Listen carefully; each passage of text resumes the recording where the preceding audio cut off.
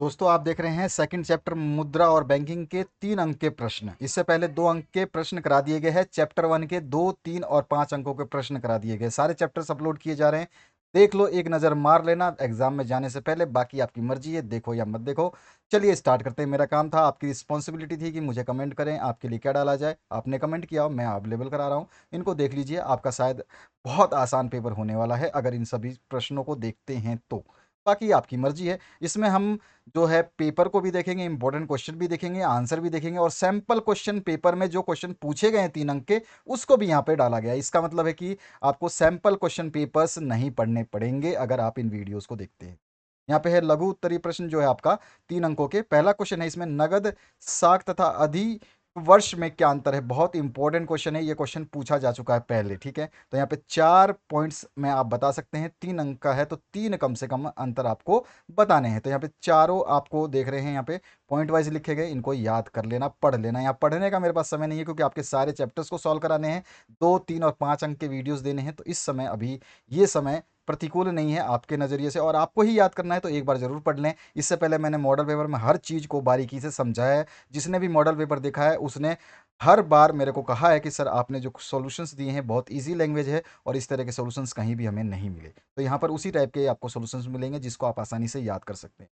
इसके बाद दूसरा जो क्वेश्चन है, इसे 3 मार्क्स के जो आ सकते हैं, व्यावसायिक बैंक की विशेषताएं बताइए। तो बहुत सारी विशेषताएं हैं, इसमें से 3 से 4 विशेषताएं आपको याद रखनी है, ठीक है। तो यहाँ कॉमर्शियल बैंक के जो है कैरेक्टरिस्टिक्स क्या हैं ये आपको बताने हैं।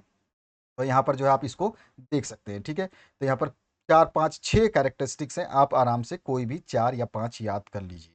इसके बाद जो तीसरा क्वेश्चन है, इसमें पूछा गया मुद्रा के प्राथमिक कार्य। ये क्वेश्चन जो है बहुत इंपॉर्टेंट रहेगा। मुद्रा के किन्हीं 2 कार्यों की व्याख्या करनी है। जैक 2018 में पूछा जा चुका है क्वेश्चन इस रूप में, ठीक है। या तो बोलेगा मुद्रा के प्राथमिक कार्य बताइए, या फिर मुद्रा के किन्हीं 2 कार्यों को। तो आप कार्य लिख देना, विनिमय का माध्यम है और मूल्य का मापक है। ये मैंने आपको करवाया है मॉडल सेट्स में भी, medium of exchange and measure of value, ठीक है। तो ये यहाँ पे इसका आंसर हो गया। उसके बाद में केंद्रीय बैंक के अंतिम ऋणदाता के कार्य को स्पष्ट करना है। सीबीएसई को फॉलो करता है जैक बोर्ड, और जैक बोर्ड जो है सीबीएसई के क्वेश्चन दिखाएगा। मैं अभी आपको दिखाऊंगा आगे कि कैसे कैसे दिखाता है। तो इन क्वेश्चंस को जरूर देखना, दिमाग में सेट कर लेना, क्योंकि आपके अगर आपने मॉडल सेट्स जो देखे हैं टर्म 1 के, तो टर्म 1 के जितने भी आपके एमसीक्यू हैं सारे के सारे सीबीएसई के टर्म 1 से उठाए गए थे बोर्ड के द्वारा। तो आपका बोर्ड है ना, नकल मारने में एकदम एक नंबर का उस्ताद है, ठीक है। तो यहाँ पर जो चौथा प्रश्न है, केंद्रीय बैंक के अंतिम ऋणदाता के कार्य को स्पष्ट करना है। सीबीएसई 2018 में आया है, यहाँ पर जो है उसका कार्य को स्पष्ट किया गया है। आप इसको देख सकते हैं, आराम से पढ़ सकते हैं, समझ भी सकते हैं। ज़्यादा ज़रूरत नहीं है कि इतना बड़ा लिखो। आप जितना लिख करके संतुष्ट हो जाते हो कि हाँ इतना आंसर लिखूंगा, एग्जाम में मेरे को पूरे नंबर दे देगा, उतना लिखना। मैं हर बार ये चीज़ आपको बताता हूँ, रटने की या फिर ज़बरदस्ती एक्स्ट्रा लिखने की आवश्यकता नहीं है, लेकिन एक बार पढ़ना जरूर है सारी चीज़ों को। इसके बाद में है पांचवा क्वेश्चन, केंद्रीय बैंक के बैंकों का बैंक कार्य की व्याख्या करनी है। यानी कि केंद्रीय बैंक के बैंकों का बैंक जो है कैसे कहा जाता है, इसके कार्य क्या है। सीबीएसई 2017 में पूछा गया क्वेश्चन है, आपके सामने इसका आंसर है। इसके बाद में जो है फंक्शन आपको सेंट्रल बैंक का बताना है। Explain bankers bank function of the central bank, बहुत इंपॉर्टेंट क्वेश्चन रहेगा। इसके बाद में है श्रेष्ठ मुद्रा के किन्हीं 2 गुणों को बताना है। State any 2 qualities of good money, ठीक है। मैंने इंग्लिश और हिंदी वर्जन में जो है मॉडल सेट सॉल्व करवाए हैं। यहाँ पे इतना समय नहीं है कि मैं इसको आपको समझाऊं, इसको इंग्लिश में ट्रांसलेट करूं, इतना समय नहीं है। आप इंग्लिश में क्वेश्चन देख सकते हैं, इसके अकॉर्डिंग जो है आपका आंसर क्या बनेगा यहाँ पर देख सकते हैं, चाहे तो इसको ट्रांसलेट कर सकते हैं। छठा क्वेश्चन हो गया आपका। इसके बाद सातवां जो क्वेश्चन है, मुद्रा के स्थैतिक और गायात्मक कार्य का वर्णन आपको करना है। तो यहाँ पर जो है आपको स्थैतिक कार्य और जो है गायात्मक कार्य, या जी की इसको दूसरा नाम भी है प्रावेगिक कार्य। प्रावेगिक कार्य अगर पूछता है और सोचोगे यार प्रावेगिक कार्य क्या होता है, तो गायात्मक कार्य का ही आपको लिखना है। तो ये भी कभी कभी पूछता है उल्टा घुमा करके बच्चों को कंफ्यूज करने के लिए। तो अ और ब पार्ट जो है इस तरह से आप लिख सकते हैं। आठवां जो क्वेश्चन है, केंद्रीय बैंक के 2 कार्य बताने हैं आपको। केंद्रीय बैंक के 2 कार्य कोई भी आप बता सकते हैं। मैं आगे आपको केंद्रीय बैंक के सारे बहुत सारे कार्य बताऊंगा, जो बड़े बड़े क्वेश्चन आएंगे 5 नंबर के, उसमें भी। तो नोट निर्गमन करने का एकाधिकार है, सरकार का बैंकर है, एजेंट है, सलाहकार है। इसको पूरा डिटेल में बड़ा क्वेश्चन जो आपका मॉडल सेट में आया था उसको मैंने एक्सप्लेन करा था, तो उसमें भी आप देख सकते हैं इंग्लिश और हिंदी वर्जन में। इसके बाद में मुद्रा की पूर्ति का क्या अभिप्राय है, what is meant by money supply, ये भी आपको बताना है। तो मुद्रा की पूर्ति के बारे में आपको जो है इसमें समझाना है। 9वें क्वेश्चन का आंसर जो है आप इस तरह से दे सकते हैं, यहाँ पर दिया गया है, इसको आंसर को आप लिखेंगे। जो बच्चे अच्छा स्कोर करना चाहते हैं वो क्वेश्चंस को पढ़ लें, बाकी जिसको केवल पास होना है तो भैया लड़ते झगड़ते तो हर कोई पास हो ही सकता है, कोशिश तो कर ही सकता है, ठीक है। बाकी जो स्कोर करना चाहते हैं उनको पढ़ना पड़ता है, बिना पढ़े कोई स्कोर नहीं हो पाता, ठीक है। 10वां क्वेश्चन है, साख नियंत्रण की दो कठिनाइयाँ कौन कौन सी हो सकती हैं, वो आपको बताना है। तो यहाँ पे दो कठिनाइयाँ दी गई हैं, दोनों कठिनाइयों को ध्यान से पढ़ ले। इसके बाद में जो है आपका next difficulties of credit control की बात हो रही है। उसके बाद में है, केंद्रीय बैंक के सरकार का बैंकर कार्य को स्पष्ट करना है। जैक 2015 में ये क्वेश्चन एज इट इज पूछा जा चुका है, तो यहाँ पर जो है आप इसका आंसर देख पा रहे हैं और इन्हीं आंसर्स को आपको इसी तरह से लिखना है। तो इसे एक्सप्लेन करना है, banker to the government function of the central bank. मैंने मॉडल सेट में करवा रखा है इसको, ठीक है। ऐसा मत सोचना कि नहीं करवाया, हर चीज मैंने दी है मॉडल सेट में। आपके बस का है तो पढ़िए, नहीं पढ़ना है तो कोई बात नहीं, टेंशन फ्री रहिए।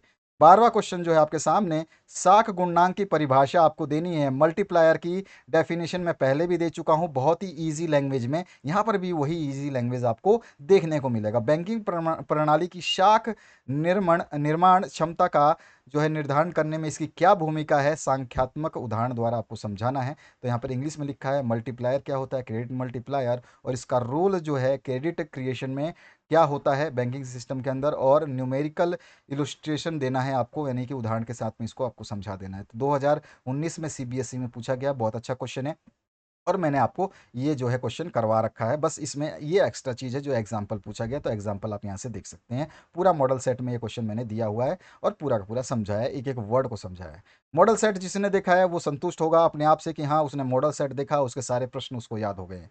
यहाँ पे एक्सप्लेन करना है barter system with the example. ये भी मैंने बताया था आपको मॉडल सेट में, इंग्लिश और हिंदी वर्जन में आपको समझाया, विद एग्जाम्पल समझाया, ठीक है। तो यहाँ पर भी आप एग्जाम्पल के साथ में देख सकते हैं, आंसर आपके सामने है। इसके बाद 14वां नंबर जो क्वेश्चन है इसमें पूछा गया मुद्रा की विशेषताएं क्या है। तो मुद्रा की बहुत सारी विशेषताएं, आप कितनी याद कर सकते हैं आपके ऊपर डिपेंड है, लेकिन आपको जब 3 नंबर का लिखना है तो 3 से 4 कम से कम। देखिए कभी भी जितने नंबर का क्वेश्चन है उससे ज़्यादा एक पॉइंट लिखें, तो आपको जो है संतुष्टि रहेगी कि नंबर कटेंगे नहीं यार, मिल जाएंगे पूरे, ठीक है। तो ये ध्यान रखना है, जितना ज़्यादा आप लिख सकते हैं, अगर आपके पास समय है, आपको याद है तो ही लिखें, एक्स्ट्रा फालतू ना लिखें जो कि आपके समझ से बाहर है, और एग्जामिनर को कंफ्यूज करने की कोशिश ना करें। एग्जामिनर आपसे बहुत ज़्यादा इंटेलिजेंट होता है और एग्जामिनर आपको उल्लू बनाता है। एग्जामिनर ये सोचता है मैं वो क्वेश्चन दूंगा जो बच्चे ने नहीं पढ़ा है। हम भी पेपर सेट करते हैं तो हम यही सोचते हैं कि बच्चे ने कौन सी चीज़ नहीं पढ़ी होगी वही देंगे। यही रूल होता है हर बोर्ड का कि कौन सा बच्चे ने नहीं पढ़ा होगा। एक दो क्वेश्चन ऐसे दिए जाते हैं जो नॉर्मल होते हैं सभी के लिए, क्योंकि पासिंग भी कराना जरूरी होता है, बच्चों को फेल तो नहीं कर सकते।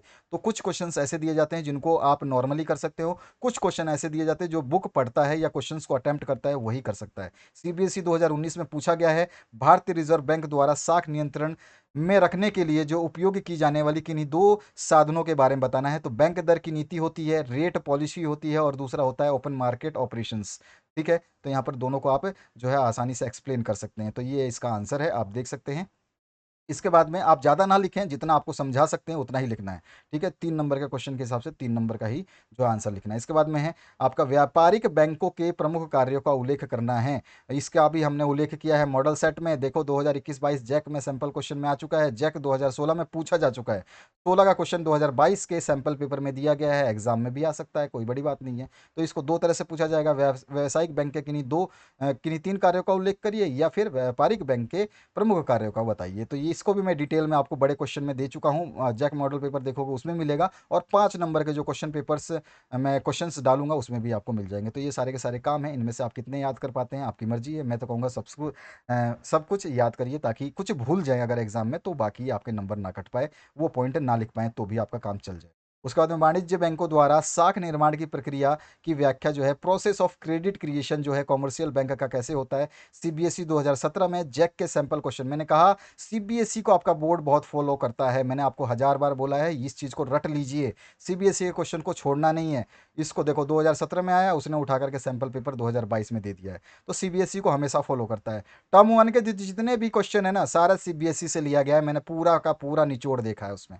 तो 17 नंबर क्वेश्चन ये है, इसका आंसर आप यहाँ पे देख सकते हैं। साख निर्माण की प्रक्रिया क्या होती है ये आप यहाँ पे इस तरह से बता सकते हैं, ठीक है। प्रोकेसर हम जो है वो भी बताते हैं, उनके अनुसार भी आप बता सकते हैं। आपको कितना याद करते हैं, आप कितना आसानी से याद कर पाते हैं, वही चीज़ आपको लिखनी है। दो दो लाइनें लिखें लेकिन सब कुछ लिखें, थोड़ा थोड़ा लिखें लेकिन सब कुछ लिखें, आंसर में आपको कटौती नहीं होगी, एग्जामिनर मार्क्स काट नहीं पाएगा, पूरे नंबर दे देगा। इसके बाद में बैंक में जमा के विभिन्न प्रकारों का वर्णन करना है, वेरियस टाइप्स ऑफ डिपॉजिट जो है बैंक की, वो आपको एक्सप्लेन करनी है। तो यहाँ पर जो है चालू खाता है, बचत है, सावधि है, आवर्ती, सब कुछ है। इन सभी के बारे में आपको पता होना चाहिए, जनरल चीज़ें होती हैं, आप भी अकाउंट खुलवाओगे तो इन सब चीज़ों के बारे में आपको पता होना चाहिए। उसके बाद में इकोनॉमिक्स पढ़ रहे हो तो ऑब्वियस सी बात है ये सारी चीज़ें आपको पता होनी चाहिए। प्राथमिक जमा एवं व्युत्पन्न जमा में क्या संबंध है, तो यहाँ पर जो है आपको संबंध बताना है। इस तरह का डायग्राम भी आप दे करके संबंध बता सकते हैं। प्राथमिक जमाएं क्या होती हैं उसके बारे में आप एक्सप्लेन कर सकते हैं। उसके बाद में आप व्युत्पन्न जमाएं या फिर इसको गोंड जमाएं भी बोलते हैं, कभी अगर व्युत्पन्न ना दे गोंड दे दे तो आप घबराना नहीं, या आपको गोंड से भी पूछ सकता है, तो गोंड जमाओं का भी आपको ध्यान रखना है कि इसका दूसरा नाम गोंड है। इसके बाद में जो है आपका तरलता जाल क्या है, लिक्विडिटी ट्रैप क्या है, ये बहुत अच्छा क्वेश्चन है और इसको याद रखना है। इस तरह का ये आपका आंसर मिलेगा और इस तरह का ये डायग्राम है, डायग्राम जरूर बनाना जब भी इकोनॉमिक्स में आपको मौका मिले, कर्व बनाने का छोड़ना नहीं, कर्व को फेंक देना है उसके मुंह पे एग्जामिनर के कि भैया देख ले मेरे को कर्व आता है और मैं बना के रहूंगा और तुम्हें इसमें आंसर देना ही पड़ेगा, यानी कि नंबर मुझे देने पड़ेंगे कंप्लीट। भले ही थोड़ा सा वर्ड्स कम लिखें लेकिन अगर आप डायग्राम बना देते हैं तो ऑटोमेटिकली जो है आंसर आपको जो है उसके नंबर मिल जाएंगे। तो इस तरह से ये हमने प्रश्न देखे 3 मार्क्स के, अगले वीडियो में देखेंगे 5 मार्क्स के। सारे चैप्टर्स के मैं फटाफट डाले जा रहा हूँ, तो इनको जरूर देख लीजिए, अपने दोस्तों के साथ शेयर कर देना। मैं प्लेलिस्ट आपके सामने अभी आने वाली है, उस प्लेलिस्ट को जरूर चेक कर लेना। प्लेलिस्ट में सब कुछ अवेलेबल है हिंदी और इंग्लिश वर्जन में आपके लिए। ठीक है, इसी चैनल पे जो है दोनों को बहुत ही ईजी लैंग्वेज में समझाएगा। बाकी बहुत चैनल मिल जाएंगे, कई तो चैनल आपको गलत आंसर भी दे रहे हैं, कई जगह पे उनको आंसर देने का जो है ढंग नहीं पता, या फिर वो इकोनॉमिक्स के बारे में शायद नहीं जानते हो, वो केवल एक ही सब्जेक्ट बनाते हैं इकोनॉमिक्स, लेकिन इकोनॉमिक्स भी सही नहीं बताते हैं। तो ये गलत है, उनका रवैया गलत है। ठीक है, इस चीज़ को उसको सीखना चाहिए, और नहीं सीखना आता है तो कम से कम गलत तो ना बताएं बड़े क्वेश्चंस को। एटलीस्ट चलो एमसीक्यूज में गलती होती है, उसमें कोई बड़ी बात नहीं है, एमसीक्यूज में ऑप्शन चूज करना है, कई जगह पे उनको आंसर गलत मिलता है, हो सकता है मुझे भी आंसर कहीं गलत मिले, मैं आपको बता दूंगा भैया इसका आंसर तो ये होगा। एमसीक्यू में गलतियां मानते हैं, लेकिन बड़े क्वेश्चन में आप गलती करो ये तो बेवकूफ़ी होती है। तो बड़े क्वेश्चन में कोई भी गलती नहीं, सिंपल सा क्वेश्चन है, सिंपल सा आंसर होता है, उसका जो आंसर होना चाहिए वही बताना है। बच्चों को कई जगह पे घुमाया जाता है, आंसर कुछ पूछा जाएगा, क्वेश्चन कुछ बताते हैं। आप चाहो तो देखोगे, आपने देखा भी होगा कई जगह पे इकोनॉमिक्स वीडियो देखे होंगे, उसमें मॉडल क्वेश्चन पेपर्स के जो क्वेश्चन पूछे गए हैं ना 19-20 वाले, 18 नंबर के, 19-20, 15 के नीचे वाले, उनमें बहुत सारी गलतियां बताई गई, बहुत जगह गलत बताया जाए, पूछा कुछ गया है बताया कुछ गया है। तो चलिए कोई बात नहीं, वो आपकी हेडक है, आप कहाँ से देखते हैं। तो इस तरह से ही आपका प्रश्न पत्र जो है मिलेगा। Thank you very much, have a good day.